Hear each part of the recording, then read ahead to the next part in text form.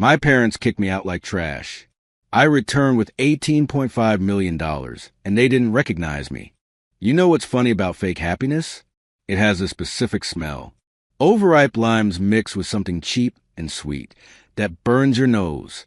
I was 17 when I finally understood what that smell meant. It meant the evening would end with screaming. Saturday afternoon. Our backyard. Dad stood by the grill flipping burgers on this ancient piece of junk that should have been replaced years ago. Rust ate through the bottom like cancer. You could literally see the concrete patio through the holes. But replacing things cost money, and we were the kind of family that acted like we had money while secretly drowning in the shallow end of broke. The whole setup looked perfect from the outside. Picture book American barbecue. Except the meat was the cheapest stuff from the discount bin at Savamart, hidden under Dad's nuclear-grade hot sauce that could strip paint off a car. The neighbors stood around holding red plastic cups, smiling with their mouths but not their eyes. Dead eyes. The kind you see on people who show up to things out of obligation, not friendship. I stood near the fence watching this performance. 17 years old, and already tired in a way that had nothing to do with sleep. You ever feel like you're watching a movie of your own life? Like you're not really there, just observing? That's what it felt like. Decorative happiness. I called it in my head. All the props in the right places. All the lines delivered on cue. But hollow underneath. The sound of sizzling meat mixed with forced laughter. Someone's kid was crying somewhere. Dad kept flipping those burgers with this cheap metal spatula that had Grill Master stamped on the handle. The irony wasn't lost on me. Master nothing, I thought.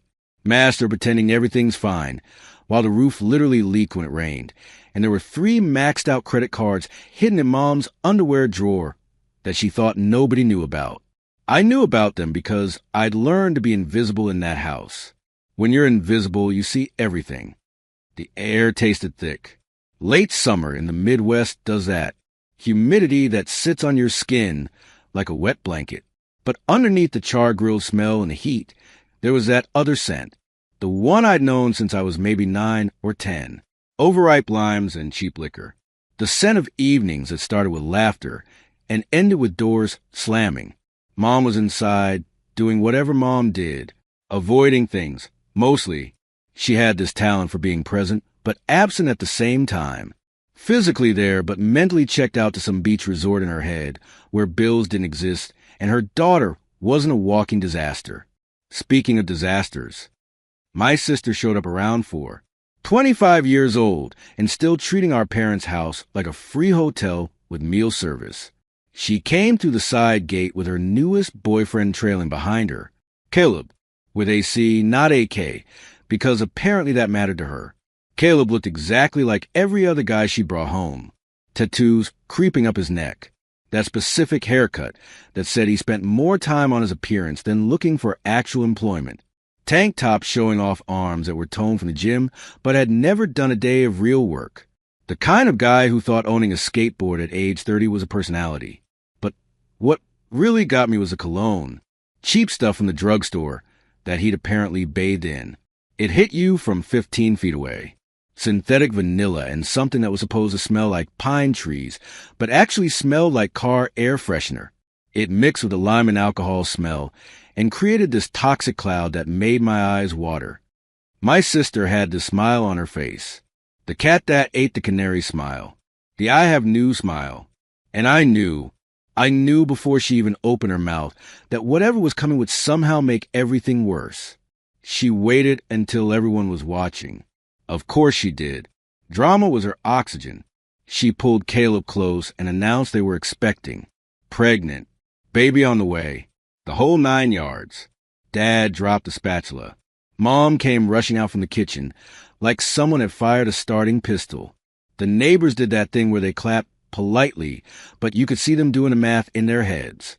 25, no job, boyfriend who looked like he sold energy drinks at the gas station. No ring on her finger.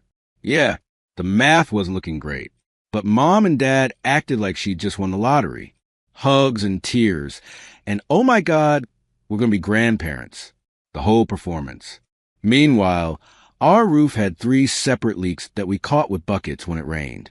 There was a crack in the foundation that was getting bigger every year. The hot water heater made sounds like it was trying to communicate with the dead. But sure, let's celebrate. I stood there watching this circus and felt nothing. Not happiness for my sister, not anger, not even disappointment. Just this hollow space where feelings should have been. I'd learned to turn that part off somewhere around age 14, when I realized my family was never going to be the kind you see in commercials. Caleb had this smug look on his face like he'd accomplished something. Like accidentally getting someone pregnant was some kind of achievement. He kept one arm around my sister while taking a burger off the grill with his other hand. Didn't even wait for it to be done.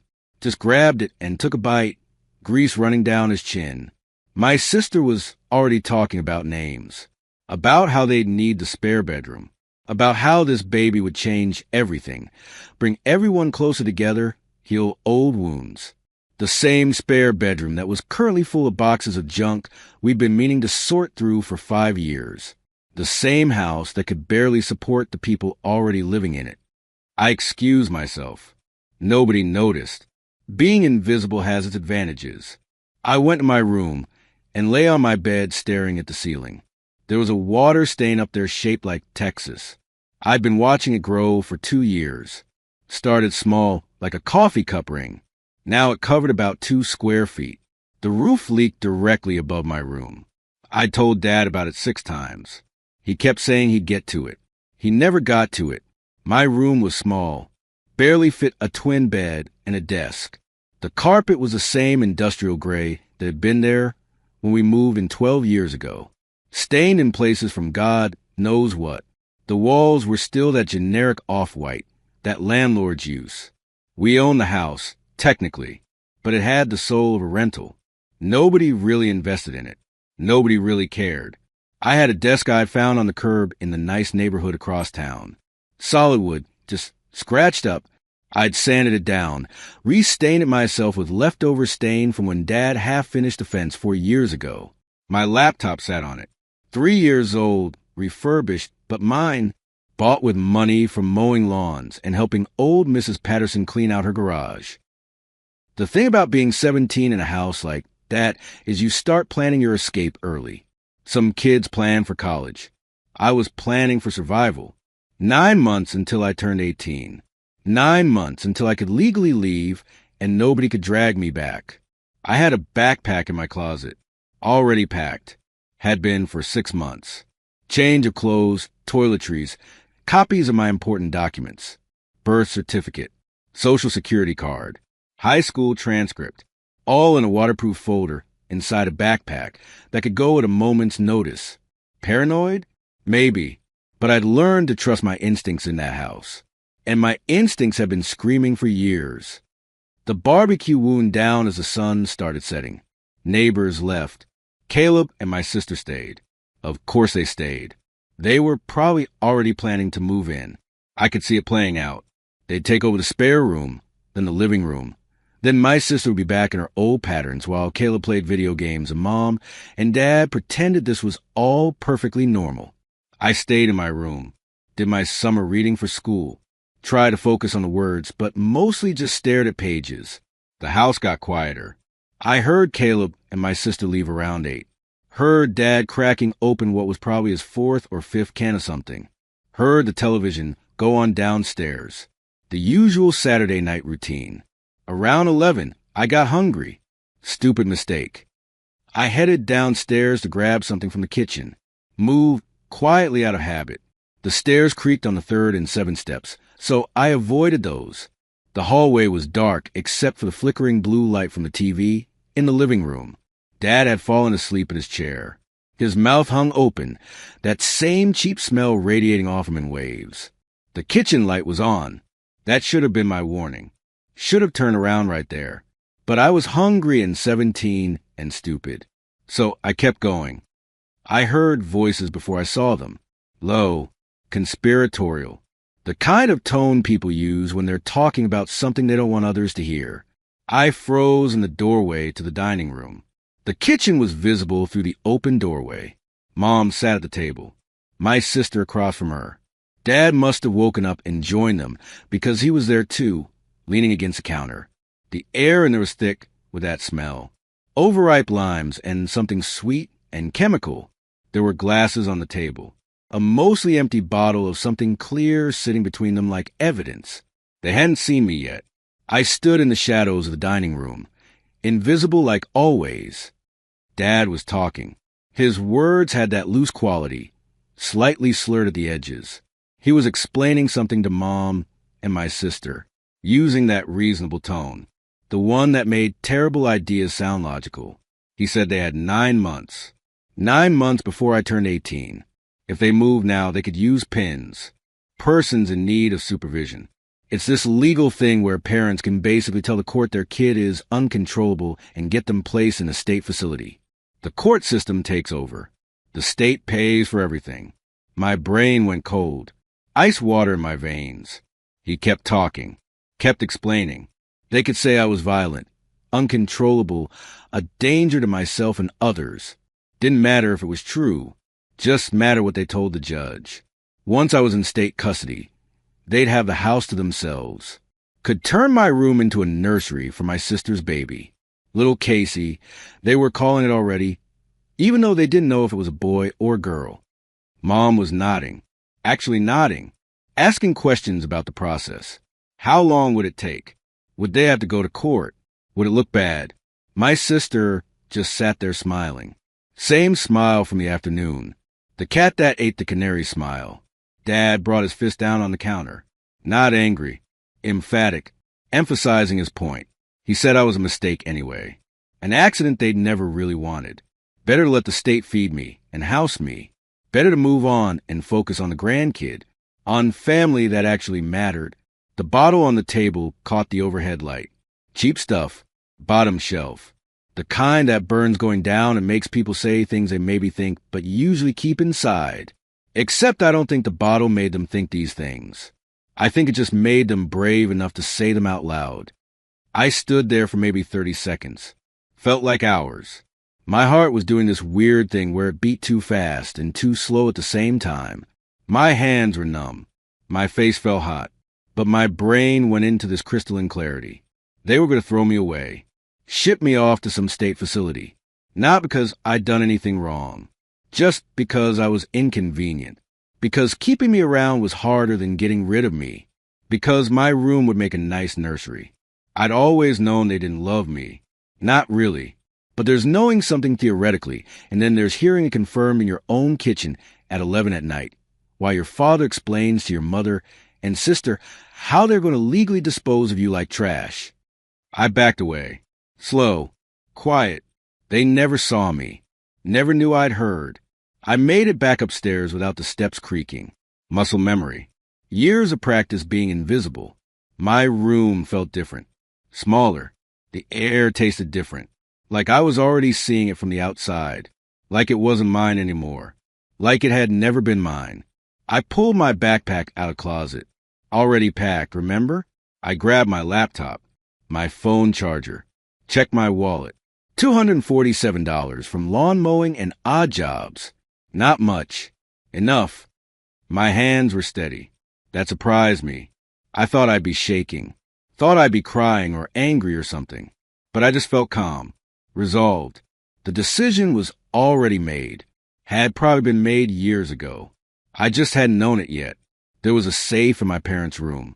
Cheap combination safe from Walmart. I knew the combination because Dad was predictable. He used my sister's birthday for everything. I waited until I heard him snoring downstairs. Waited until Mom's bedroom door closed. Then I went in. The safe clicked open. My birth certificate was in there. Social Security card. Title to the card Dad had signed over to me on my 16th birthday because it wasn't worth the insurance anymore. A beat-to-hell 1999 Pontiac Grand Am with 180,000 miles and a check engine light that had been on for 2 years. But it was mine. Legally mine. Title in my name. I took my documents. Left everything else. Closed the safe. Left the room exactly how I found it. Down the stairs. Avoiding the creaky ones. Through the living room where Dad was now snoring in his chair. Out the front door. I didn't slam it. Didn't make a statement. Just pulled it closed behind me with a quiet click. The Grand AM was parked on the street. battered gray paint, dent in the rear quarter panel. Passenger mirror held on with duct tape, but the engine ran. Mostly, I popped the trunk and threw my backpack in, got in the driver's seat. The interior smelled like old fast food and the vanilla air freshener I'd hung from the mirror 3 months ago that had stopped working after 2 weeks. The key slid into the ignition, worn smooth from years of use. I turned it. The engine coughed, wheezed, turned over, settled into its usual rough idle that the mechanic said was probably a vacuum leak, but would cost $400 to fix properly. I sat there for a minute, engine running, hand on the gear shift, looking at the house, dark except for the flickering TV light, in the living room window, peeling paint on the siding, weeds growing through the cracks in the driveway.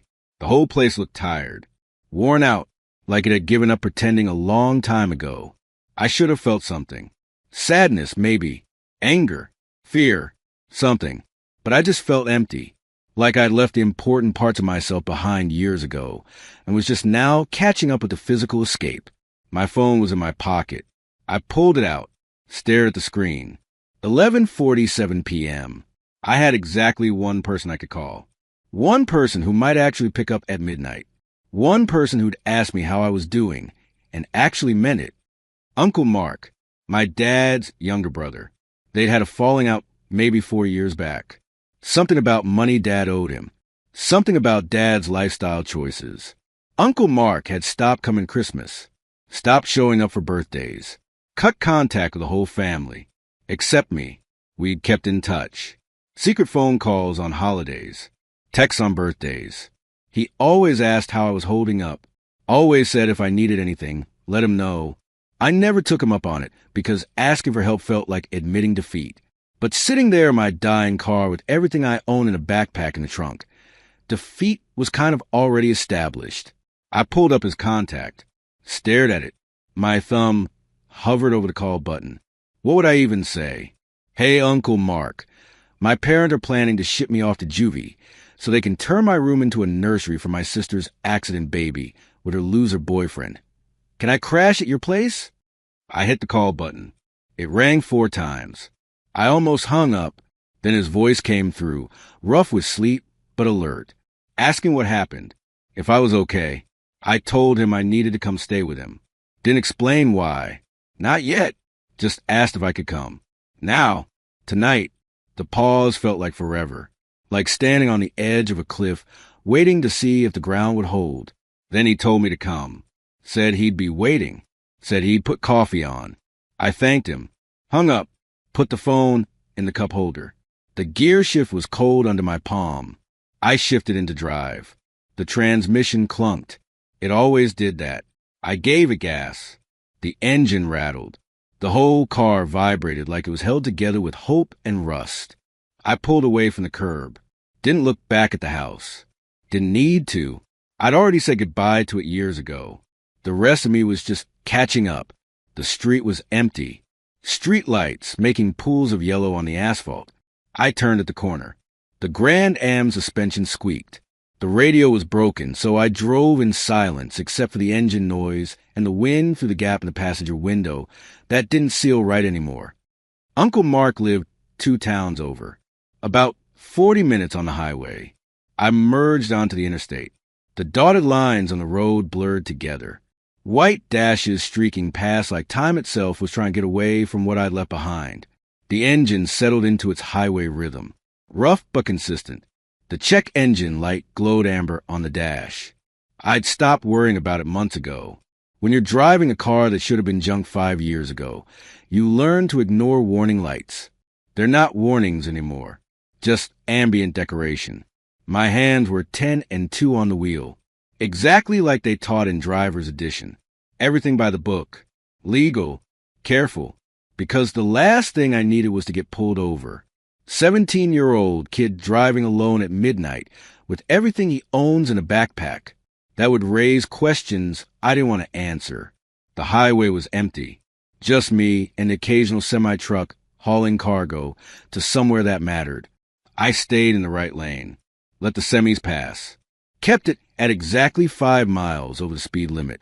Fast enough to make progress. Slow enough to stay invisible. Invisible?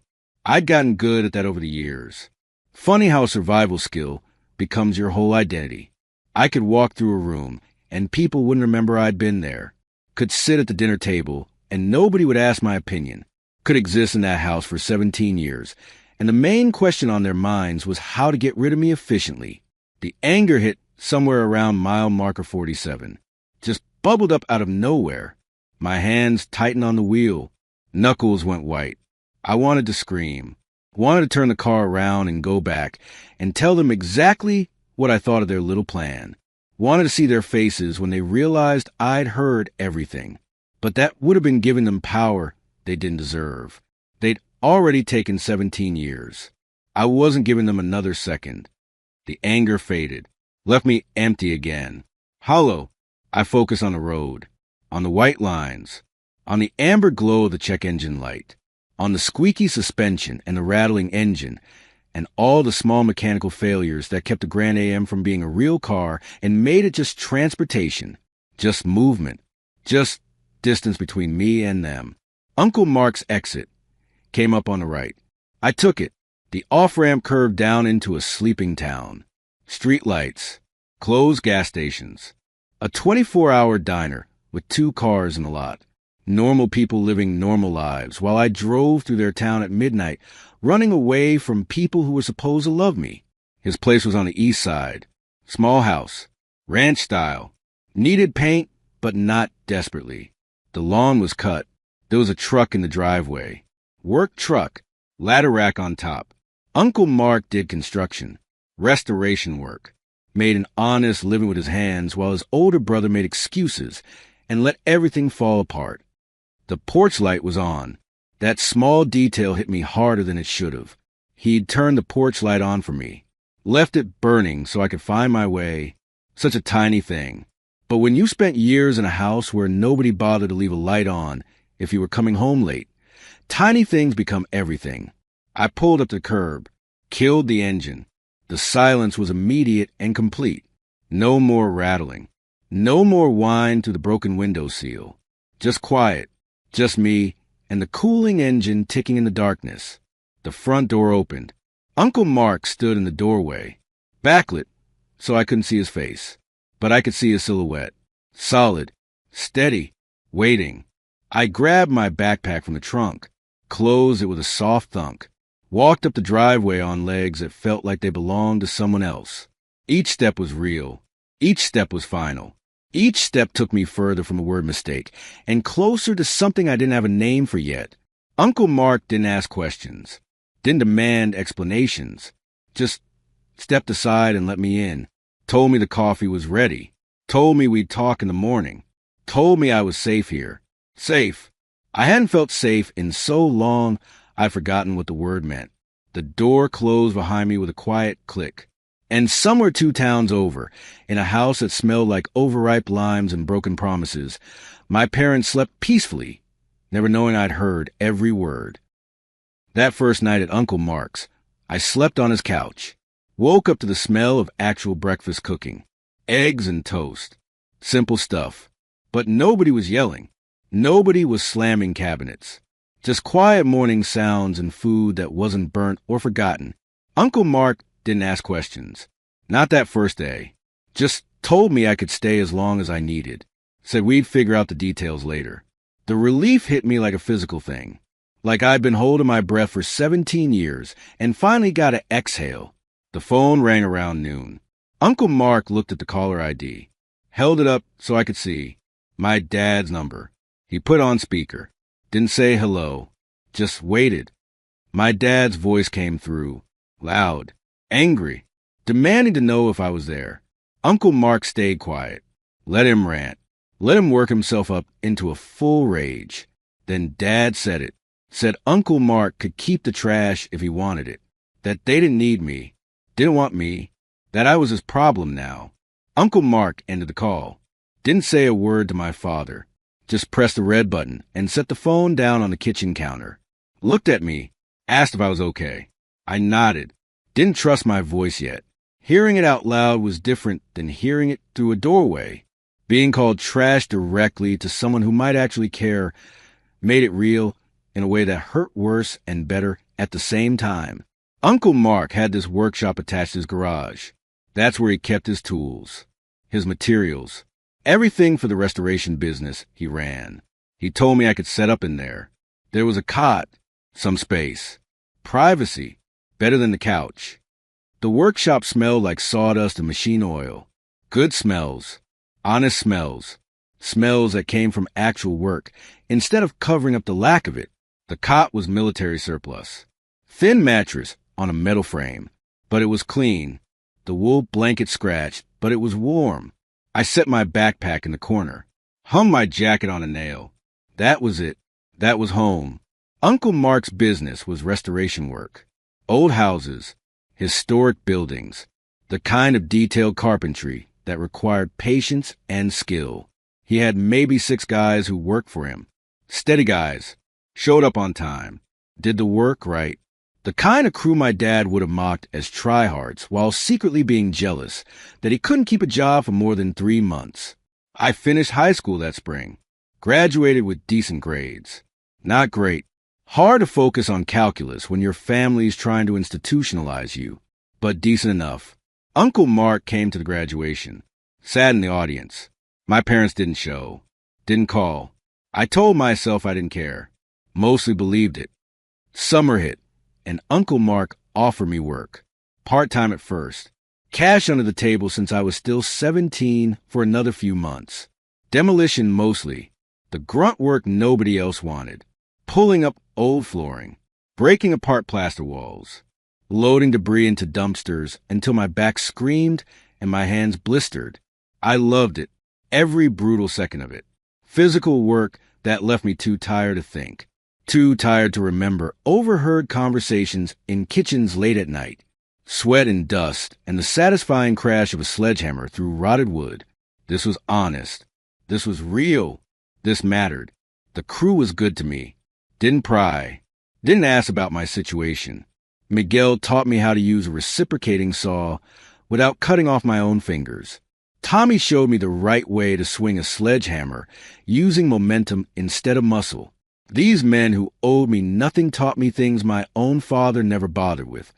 5 months in, mid-October, the leaves were turning, and the air had that sharp edge that meant winter was coming. We landed a big job. Some historic property on the east side. Old mansion from the 1800s. Family made their money in textiles. Exporting fabric overseas back when that actually meant something. The main house was being preserved. But there was this separate building, the old archive, where they kept business records, fabric samples, all the paper documentation of an empire that died 100 years ago. The foundation was compromised, water damage, structural issues. Our job was to tear it down to the foundation and salvage anything worth keeping. Saturday morning.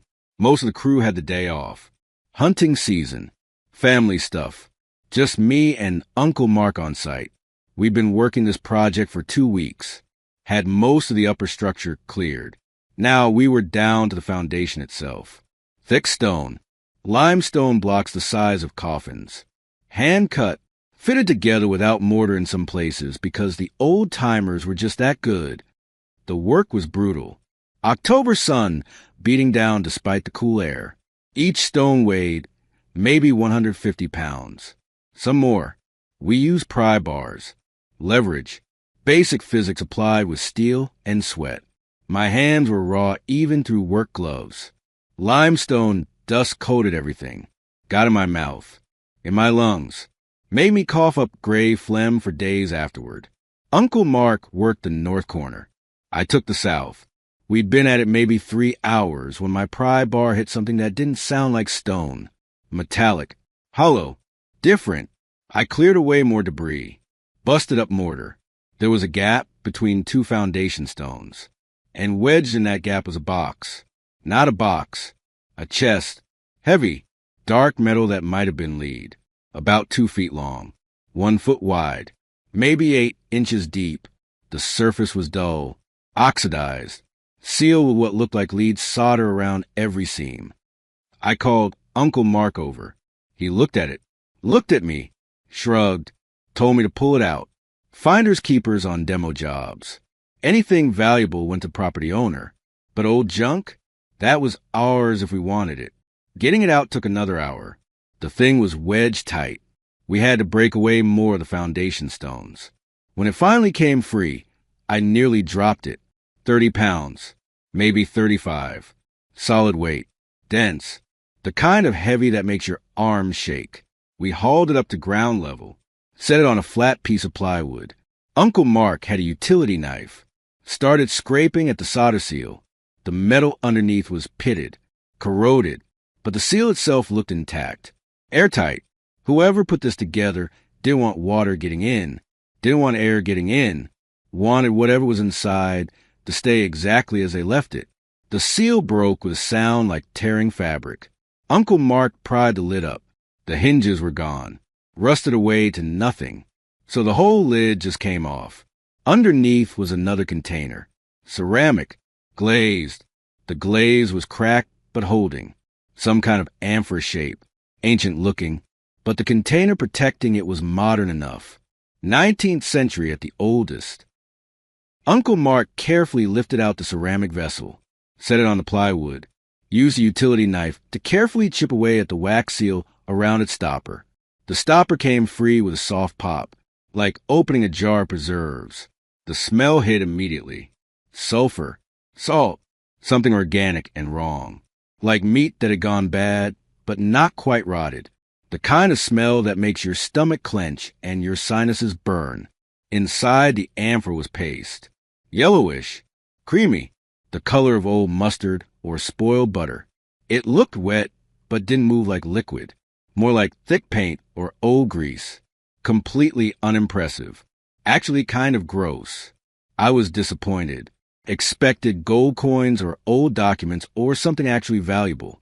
This was just some old, spoiled gunk that had been sealed away for reasons nobody remembered. Uncle Mark had the same thought. Told me to chuck it. Old oil, maybe. Some kind of industrial lubricant from when the building was operational. Not worth keeping. Not worth the smell. Just garbage someone had sealed up and forgotten about. But the chest itself was solid. Heavy gauge lead or lead line steel. Waterproof. The welds were clean despite the corrosion. I said I'd keep it. Clean it up. Use it for tools in the Grand AM. The trunk latch was broken and stuff rolled around back there. A sealed metal box would be perfect. Uncle Mark gave me that look. The one that said I was making more work for myself over nothing. But he shrugged, said it was my find. My call. My project, if I wanted to waste time on it. We loaded it in his truck. Finished the day's work. Hauled 3 tons of limestone block to the recycling center. Got paid cash. Grabbed sandwiches from the deli on the way home. By the time we got back to Uncle Mark's place, I'd half forgotten about the chest. I cleaned it that evening. Used degreaser and a wire brush. The lead underneath was actually pretty solid. The solder joints were crude but functional. Whoever made this wasn't a craftsman. Just someone who needed something sealed and figured out how to do it. The ceramic amphora went on a shelf in the workshop. Still sealed. Still smelling like bad chemistry. I figured I'd deal with it later. The chest ended up next to my cot, about the right height to use as a nightstand. I put my phone on it, my alarm clock, some books. It was perfect, utilitarian. One man's garbage vault becomes another man's furniture. The American dream, right there. Life settled into a rhythm. Work during the day. Too tired at night to think. Weekends were split between more work and try to have something resembling a normal teenage existence, which is how I met Amber. The public library, 3 blocks from Uncle Mark's house. I went there to use the free Wi-Fi. The laptop I'd brought from my parents' house was dying. Battery lasted maybe 20 minutes. Had to stay plugged in. The library had tables. Outlets. Quiet. Better than trying to work in the shop with the radio on and Uncle Mark banging around. Amber worked the circulation desk. 19. Community college student. English major. The kind of quiet, pretty that sneaks up on you. Not flashy. Just real. She had this way of really listening when people talked, made eye contact, remembered things. We started with small talk, book recommendations, complaints about the library's computer system that evolved into actual conversations, then coffee at the diner down the street, then movies on her nights off. By November, we were dating, actually dating, like normal people, like I deserved normal things. She never pushed about my situation. I told her the basics. Living with my uncle, working construction, graduated high school, planning to do community college in the spring. She didn't need to know about kitchens late at night, or the word mistake, or the sound of my father's voice saying they didn't want me. Some things you keep inside. Some wounds you don't show until they're scarred over. December came. The work slowed down. Construction in the Midwest winter was brutal. Too cold for exterior work. Interior jobs only. We did a lot of drywall repair. Painting. The detail work that kept us employed when everyone else was laid off until spring. The chest sat by my cot. Reliable as furniture. I'd wiped the amphora down. Sealed it back up. The smell faded to barely noticeable. Just another object in the workshop. Part of the landscape. Easy to ignore. Until I wasn't ignoring it anymore. It was a Friday night, mid-December. Cold enough that my breath fogged in the unheated workshop. I'd been working on repairing some cabinet doors. Got yellow paste on my hands. Mineral oil and stain, and who knows what. Wiped them on an old rag. The rag was crusty. Stained with 100 different projects. I tossed it on the windowsill. Meant to throw it in the wash. Forgot about it. Saturday morning. Bright sun. The kind of cold, clear day where everything looks sharp and defined. I walked into the workshop and stopped. The rag on the windowsill. It was glowing. Not glowing. Wrong word. But the color. Deep purple. Royal purple. The kind of purple you see in paintings of kings and emperors. Rich. Saturated. Almost unnatural. I picked it up. Held it to the light. The purple was where I'd wiped my hands. But I'd been working with yellow stain. Light-colored stuff. This purple was deep. Intense. And it was only on the parts of the rag that had been in direct sunlight. My brain made the connection slowly. The yellow paste on my hands. The amphora. The sealed chest. The rag in the sunlight. Purple. Deep purple. Royal purple. I opened the amphora again. The smell was still there but fainter. The paste inside was still that same yellowish cream color. I touched it, rubbed a tiny amount between my fingers, smeared on a fresh white rag, set that rag on the windowsill, waited. 2 hours. The change was gradual. The yellow slowly darkened, turned lavender, then deeper, then that same royal purple. Only the parts in direct sun. The parts in shadow stayed yellow. It was the light, the ultraviolet. Some kind of chemical reaction I didn't understand but could watch happening in real time. Magic that wasn't magic. Just chemistry I was too dumb to comprehend. I didn't tell Uncle Mark. Not yet. Didn't know what to tell him. Hey, that garbage we found turns colors in the sun? Sounded stupid even in my head. But I kept the amphora. Kept the rags. Kept watching the purple deepen every time sunlight hit the paste. Amber came over that night. We were watching videos on my phone. Lying on the cot. The workshop was cold, but we had blankets. She was warm next to me. Real. Solid. The kind of normal I thought I'd never have. YouTube algorithm did its thing. Recommended a video about ancient textiles. Archaeological discoveries. New techniques for analyzing old fabrics.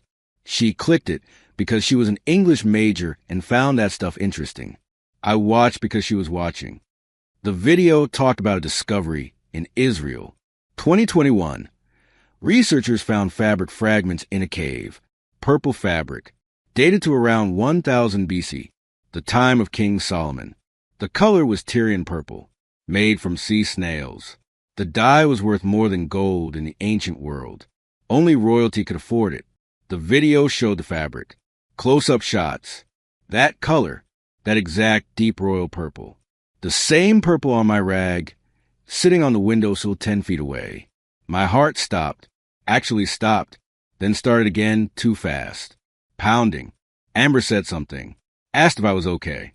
I was already off the cot, already moving to the windowsill. Grabbed the purple rag. Grabbed my phone. Held them next to each other. The same color. Exactly the same. The kind of match that couldn't be coincidence. Amber followed me. Asked what was wrong. What I found. I was pulling out the amphora, showing her the yellow paste, explaining about the sunlight, about the color change, about the chest from the demolition site, about the 19th century textile family. Her eyes went wide. She understood before I did, before I let myself understand. She asked if I knew what this might be, if I understood what I might have. I held the purple rag under my phone's flashlight. The color was so deep, it almost looked black until the light hit it right. Then it blazed. Royal, imperial, the color of power, the color of kings. I told her I thought I found something impossible, something that shouldn't exist anymore, something that was supposed to be lost to history, something that might be worth more than Uncle Mark's truck, more than his house, more than everything I'd ever owned combined. Amber grabbed my shoulders, told me not to tell anyone else yet, not until we knew for sure, not until we understood what we actually had.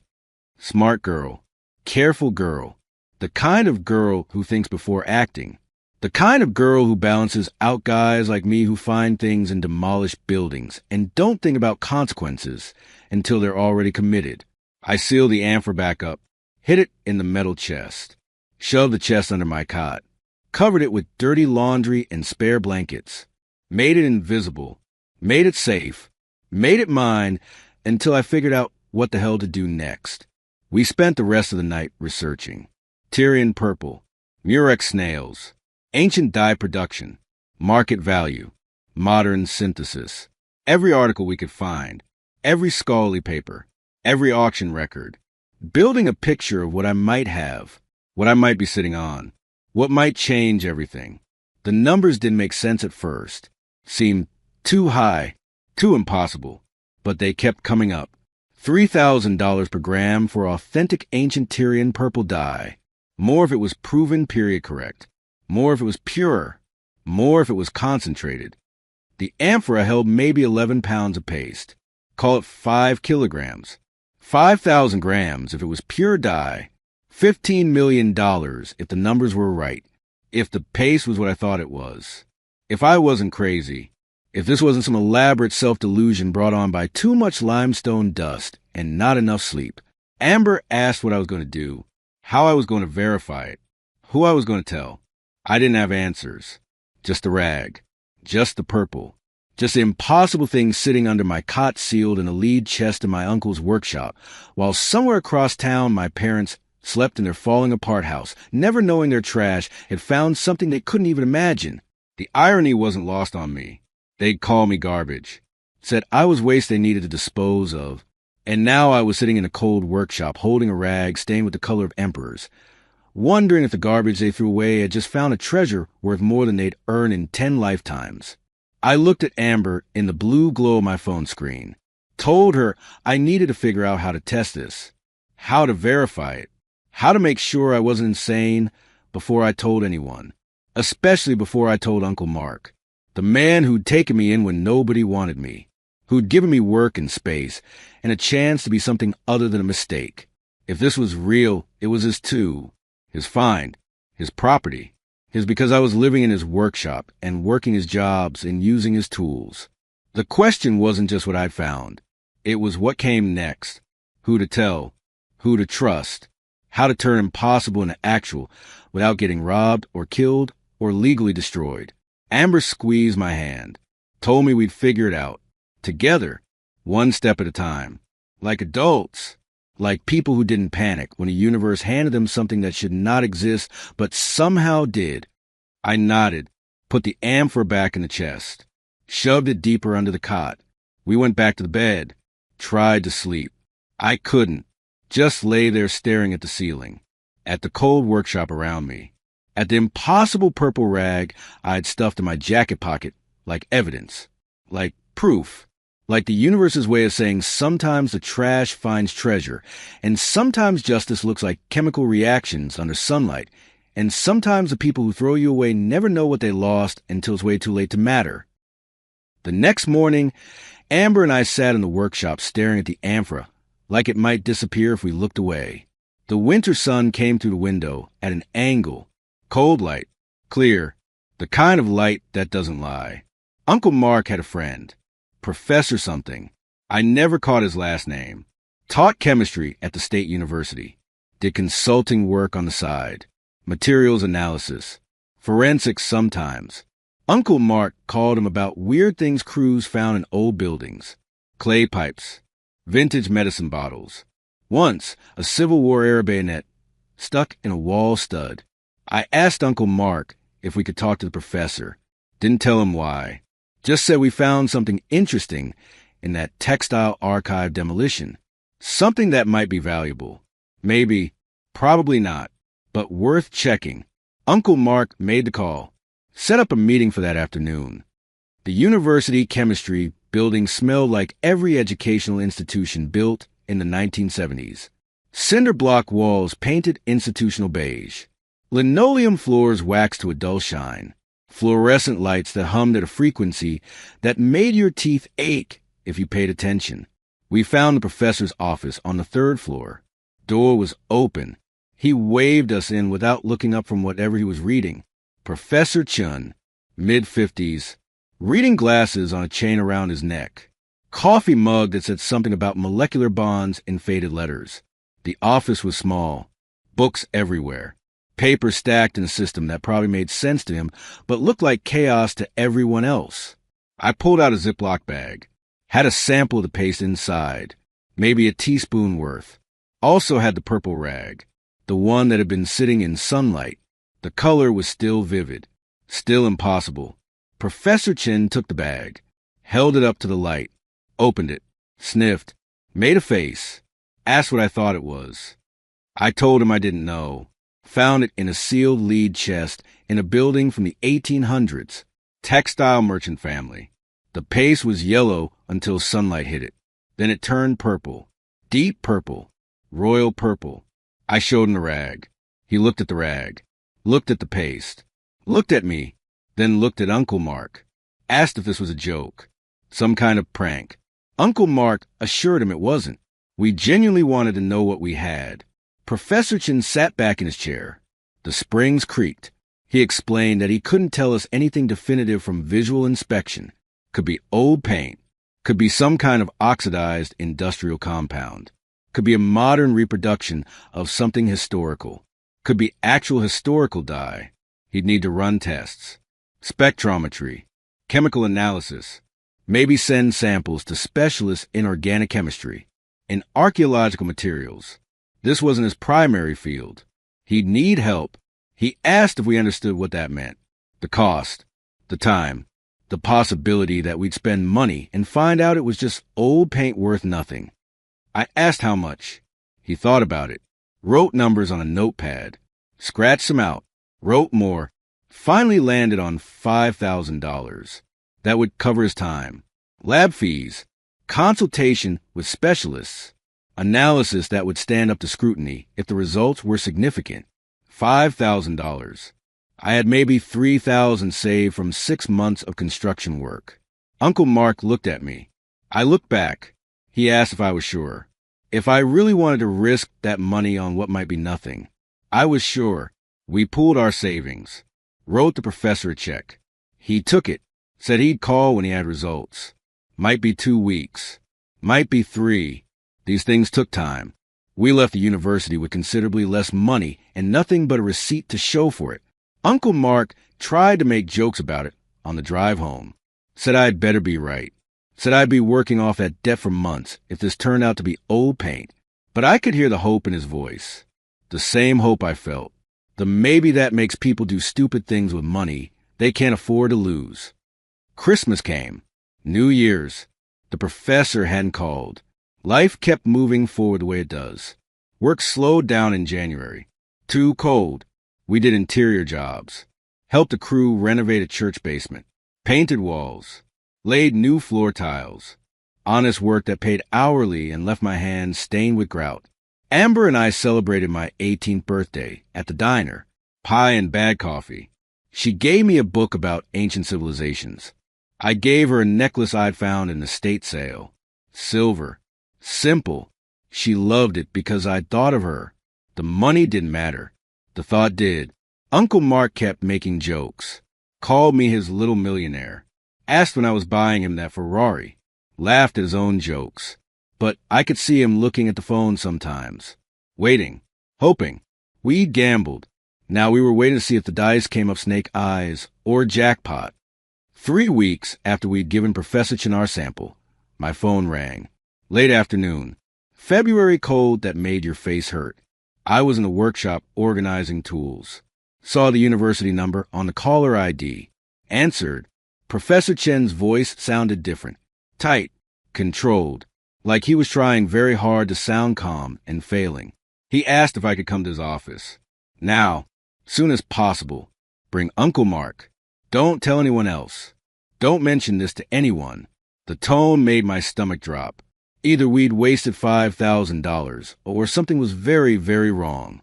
Or very, very right. I couldn't tell which. We drove to university. Uncle Mark didn't joke. Didn't say anything. Just drove. His hands were tight on the wheel. White knuckles. He felt it too. The weight of whatever was coming. Professor Chen met us at his office door, pulled us inside, closed the door, locked it. That's when I knew. Whatever he'd found, it was significant. He had papers spread across his desk, printouts, charts, chemical formulas I didn't understand, photos of the paste under microscopes, the purple color magnified until you could see individual crystals, geometric structures that looked alien. Beautiful. Impossible. He sat us down, took off his reading glasses, rubbed his eyes, started talking. The paste was Tyrian purple. Genuine. Authentic. Ancient dye extracted from Murex brandaris sea snails. He'd verified it with 3 separate specialists. Sent samples to a colleague who specialized in ancient Mediterranean trade goods. Another who worked in archaeochemistry. A third who did materials analysis for museums. All 3 confirmed it. This was the real thing. He explained how it worked. The science behind the impossible. Murex snails produce a colorless secretion from a gland in their body. Hypobranchial gland. Sounds made up, but it's real. The secretion is clear. Yellowish at most. Completely unimpressive. But expose it to sunlight and oxygen and something magical happens. Chemical reaction. Photochemical transformation. The molecules rearrange. The color emerges. Pale at first. Then lavender. Then deeper. Then that royal purple that emperors killed for. The ancient dye makers knew this. Would extract the secretion. Expose it to sun. The smell was reportedly unbearable. Rotting sea creatures and sulfur. They did the work outside cities. Downwind. The stench was legendary. But the color was worth it. The color was power. He showed us historical records. Roman laws forbidding anyone below a certain rank from wearing Tyrian purple. Death penalty for violations. Byzantine emperors signing documents with purple ink made from the same dye. The color of divine right. The color of authority. When Constantinople fell in 1453, the knowledge nearly died with it. The supply chains collapsed. The craftsmen scattered. The secret was lost. Modern chemistry could synthesize similar purples, close approximations, but not identical. The molecular structure of natural Tyrian purple from Murex snails was unique, specific, identifiable, and incredibly difficult to recreate exactly. Museums paid fortunes for verified samples. Researchers studied it. Collectors wanted it. The market value was absurd. Professor Chen pulled out his final calculation. He'd been conservative, used the lowest estimates he could justify, based on the weight of the sample, the purity, the verification from multiple specialists. He estimated the amphora held approximately 5 kilograms of concentrated dye paste. At current market rates for verified ancient Tyrian purple, accounting for purity and historical significance, the value was approximately $18.5 million. The number hung in the air. Uncle Mark made a sound. Not quite a laugh. Not quite a gasp. Just air leaving his lungs. I felt nothing. The number was too big. My brain couldn't process it. 18 million. 18 million dollars. I asked how sure he was. Professor Chin said as sure as science could be. Multiple verifications. The chemical signature was unmistakable. This wasn't paint. Wasn't a modern reproduction. This was genuine pre-industrial Tyrian purple. Probably sealed in the 1800s by someone who understood its value. Hidden. Preserved. Waiting. Uncle Mark asked what we should do. How to proceed. You don't just walk into a bank with 5 kilos of ancient dye and ask them to cash it out. Professor Chin agreed. He'd need discretion. A finder's fee for his silence and his expertise. He suggested $100,000. Seemed fair, given what he'd done. What he could do with that information, if he chose to. We agreed. We didn't have the money yet. But when we did, he'd get his cut. He'd earned it. More importantly, we needed him quiet. Needed time to figure out how to convert something priceless into something usable without getting robbed, or killed, or legally destroyed by people who claim the find belonged to someone else. Uncle Mark knew a lawyer, corporate guy, handled business formations, estate planning, trusts. We met with him the next day, explained the situation in vague terms, said I'd come into a significant asset, needed it protected, needed it structured so nobody could take it, not my parents, not through some family law provision, not through any means. The lawyer understood. Asked my age. When I said 18, he nodded. Good timing. We could set up an irrevocable trust. Uncle Mark would be the initial trustee, temporary guardian of the asset, until the legal structure was solid. Then I'd take full control. The trust would be untouchable. Creditors couldn't access it. Family couldn't claim it. Even a court order would struggle to penetrate the protections if it was structured correctly. The paperwork took days. Signatures on dozens of pages. Legal language so dense it made my eyes cross. But each page was protection. Each signature was armor. By the time we finished, the die and its value were locked in a legal fortress that would take years and millions in legal fees to even attempt to breach. Uncle Mark sat with me that night in the workshop, asked what I wanted to do with it, with the money, with the future that had just opened up like a door I didn't know existed. I told him half was his. He'd taken me in, given me work, given me a chance when nobody else would. The die came from his job site, found during his work. He deserved half, not negotiable. He tried to argue. I wouldn't let him. We were partners in this. Equal, fair, the way family was supposed to work, but never had in my experience. We sold it over the next year, carefully, through specialized brokers who dealt in historical materials, museums, private collectors, research institutions. The sales were quiet, discreet, amounts that didn't raise flags. Money transferred through proper channels, taxed appropriately, legal, clean. By my 19th birthday, the AMFA was empty and our accounts were full.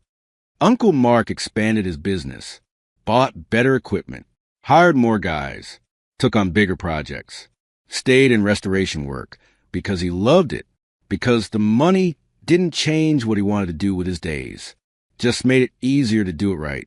I went to college, studied business, real estate development, learned how money worked, how to make it grow, how to turn 18 million into 30 million, then 40, how to build something that would last.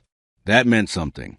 Amber stayed with me through all of it, graduated, got her degree. We moved in together, planned a future that looked nothing like the past either of us had known.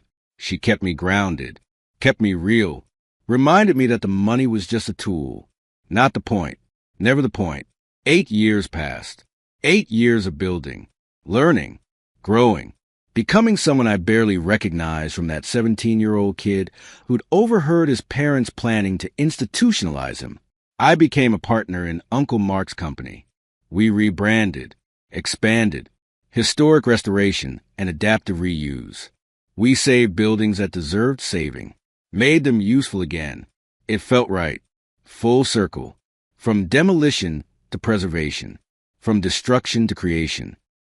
Which brings me to why I'm telling you this story. Why I'm sitting here now thinking about things I've tried not to think about for almost a decade. Last month, Amber and I drove through my old neighborhood. Not planning to. Just happened to be in the area, taking a scenic route. The kind of accidental decision that feels like fate messing with you. I saw the house. My old house. The place I'd escaped from in the middle of the night, with everything I owned in a backpack. It looked worse than I remembered, like time had given up on it. Peeling paint, broken fence, yard overgrown with weeds and trash, windows dark. The kind of dark that means nobody's home, or nobody cares enough to turn on lights. I slowed down, didn't stop, wasn't ready. Amber put her hand on mine, asked if I want to keep driving. I did. We left, but the image stayed with me, rotted into my thoughts like water damage into wood.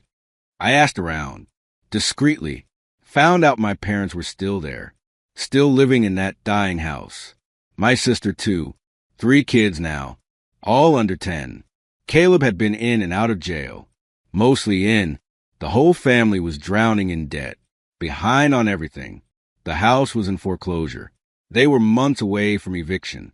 I felt nothing, no satisfaction, no sympathy, just that same hollow space where feelings about them used to be. They'd made their choices. I'd made mine. The universe had sorted us accordingly. But Amber asked me something, asked if I needed closure, if I needed to go back, not to help, not to save them, just to close the loop, to look them in the eye one time as an adult, as someone who'd survived them, as proof that the trash they'd tried to throw away had turned into something they could never touch. I thought about it for a week, then agreed, not for them, for me. One visit, one conversation, then done forever. We drove over on a Saturday. February again. 8 years, almost the day from when Professor Chin had called with impossible news. The symmetry wasn't lost on me. I'd left this place with nothing, came back with everything. The kind of poetic justice that only works in stories, except this was real. This was my life. I parked at the curb. Same curb where the Grand AM had sat that night. Different car now.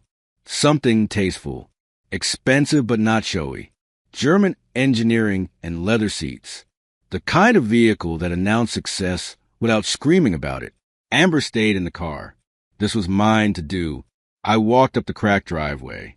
Each step felt surreal, like walking through a memory that had been archived and forgotten and was now being forced to load back into active consciousness. The porch steps creaked. Same creak. Some sounds don't change. I knocked, waited, heard movement inside. Slow, reluctant. The door opened. My father stood there, older, thinner, wearing a stained undershirt and jeans that had seen better decades. His face was wrong, age beyond the years, collapsing on itself the way faces do when hope leaves and doesn't come back. He stared at me, didn't recognize me at first. His eyes were blank, then suspicious.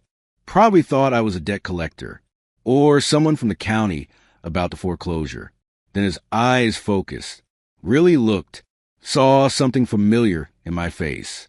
The recognition came slowly, like his brain needed time to process what it was seeing.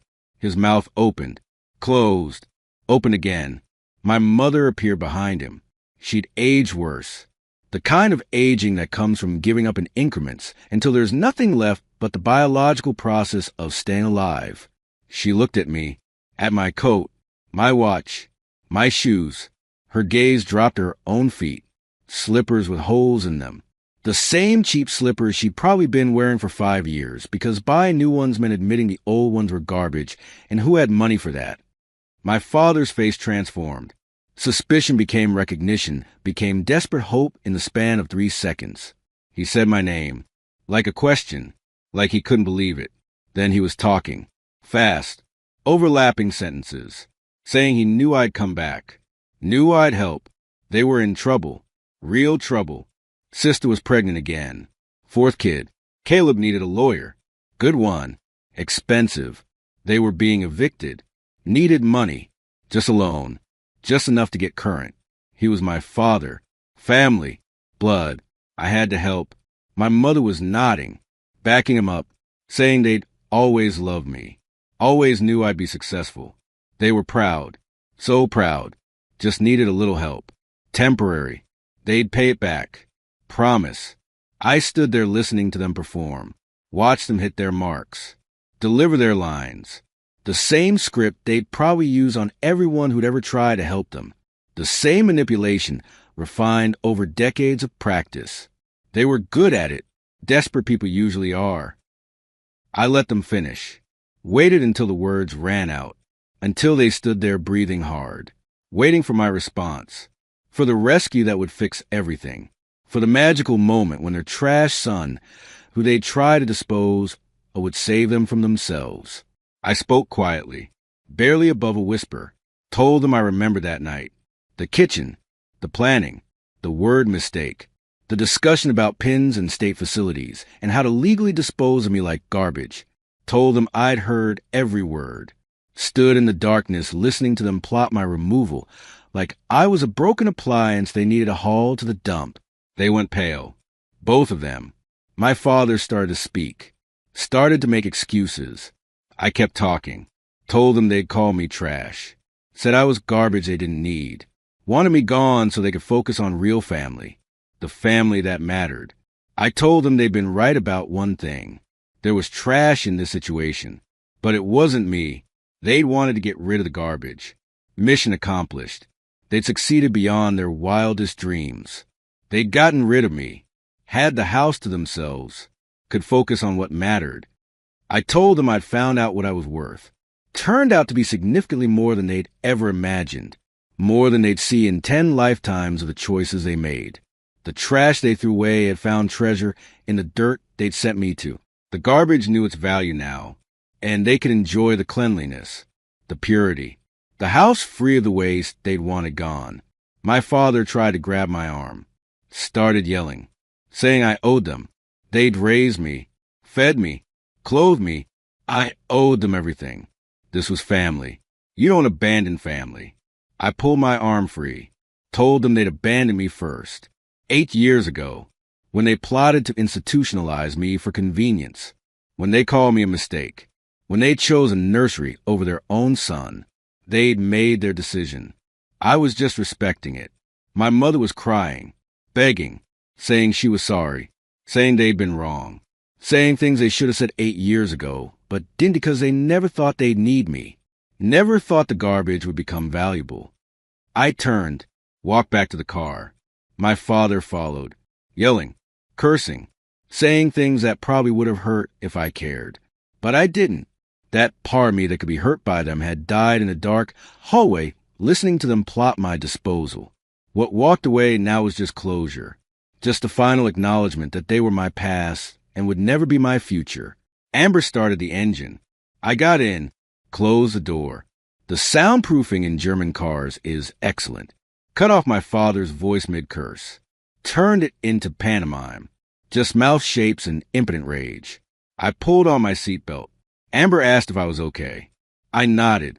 I was better than okay. I was free. Actually free.